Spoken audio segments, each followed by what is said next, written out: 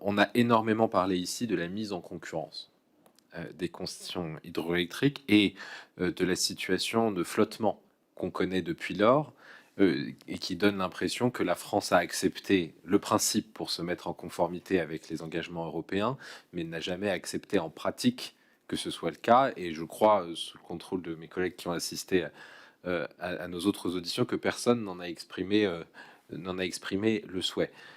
Pourtant, vous présentez vous-même en juillet 2008 un plan pour les concessions hydroélectriques qui comporte leur mise en concurrence. Donc, ma question est simple, est-ce que vous y étiez favorable ou est-ce que vous y avez été contraint et considéré qu'on allait ou pouvoir l'éviter en pratique ou trouver des contournements?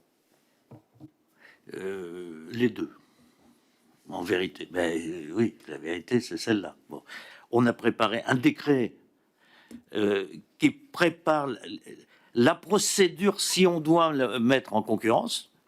Mais c'est pas un décret qui dit on met en concurrence. Il dit voilà la procédure. On gagne un peu de temps si on dit les choses franchement. On gagne un peu de temps, on n'y voit pas très clair. C'est pas abouti. Voilà, la vérité, c'est que moi, quand je suis parti, on n'avait pas fait le boulot. Voilà. Et ce que je comprends, c'est que vous y étiez favorable et vous avez tenté d'en amenuiser les conséquences les plus dommageables. Est-ce que je peux faire acte d'humilité? Non, non, mais autant sur tout le reste, j'avais des convictions extrêmement acquises en travaillant, autant là, franchement, il y avait des arguments des deux côtés. Mais on était plus préoccupé par l'idée que ce serait inéluctable parce que dans un état de droit, une SA ne peut pas avoir de concession perpétuelle. Bon. Il y avait un caractère un peu inéluctable, mais pas souhaitable. C'est pas très courageux, mais c'est la vérité. C'est que quand il y a eu l'arrivée à échéance des concessions des barrages, de l'hydroélectricité, j'ai reçu une note combinatoire de la Commission européenne me disant vous allez remettre sur le marché en libre concurrence les concessions. Remettre en concession des choses qu'on a payées nous depuis des générations avec nos factures, et puis voir de n'importe qui, quelles entreprises, faire juste l'opérateur sur la revente d'énergie. J'ai dit non. Je leur ai dit les barrages hydroélectriques, c'est de l'énergie renouvelable, c'est de l'énergie zéro carbone.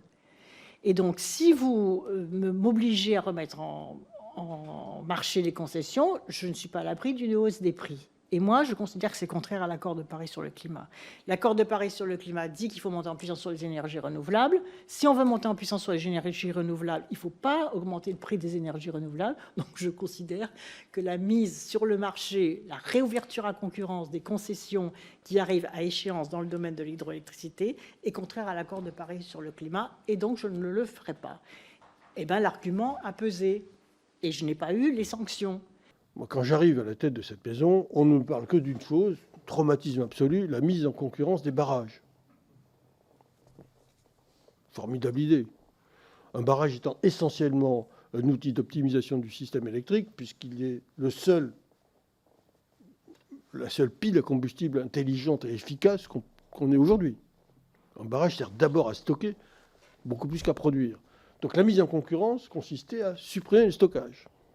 C'est génial. Et on voyait débarquer sur nos sites des Canadiens, des Allemands, des Russes, des Chinois, enfin tout le monde allait visiter les barrages. Alors, il se trouve que les barrages appartiennent à l'État et sont gérés par EDF. Bon, l'État avait envisagé d'obéir à la doctrine européenne et de mettre en concurrence les barrages. Je me suis battu, évidemment, avec l'ensemble de l'entreprise. Rien n'a été conclu, mais rien n'est réglé. On reste en lévitation. On sait pas. La règle européenne existe toujours. On ne l'a pas encore respectée. On sera sanctionné, sans doute. En vérité, dans la pratique, on peut dire tant pis pour Bruxelles.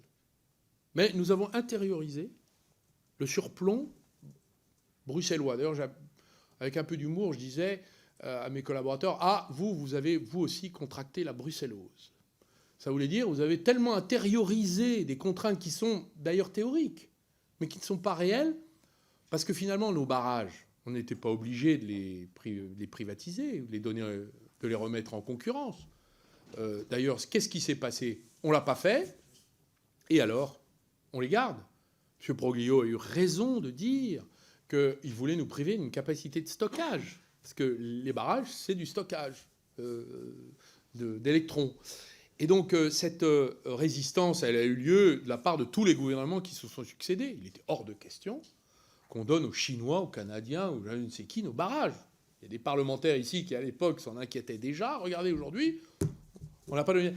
Moi, je considère qu'on ne peut pas construire l'Europe en défaisant la France. Donc, il y a des points d'urgence nationale, par exemple le marché de l'énergie. Il est temps de débrancher Bruxelles.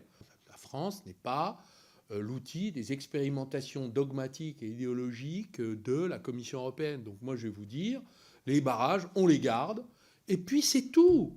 Il n'y en aura pas. Vous croyez que la Commission européenne, Mme von der Leyen, va envoyer des huissiers de justice? Elle va envoyer l'armée? Mais de quoi on parle? C'est l'intérêt national. On en a assez de passer sous les fourches caudines des atteintes à notre intérêt. Je vous le dis avec componction et modération.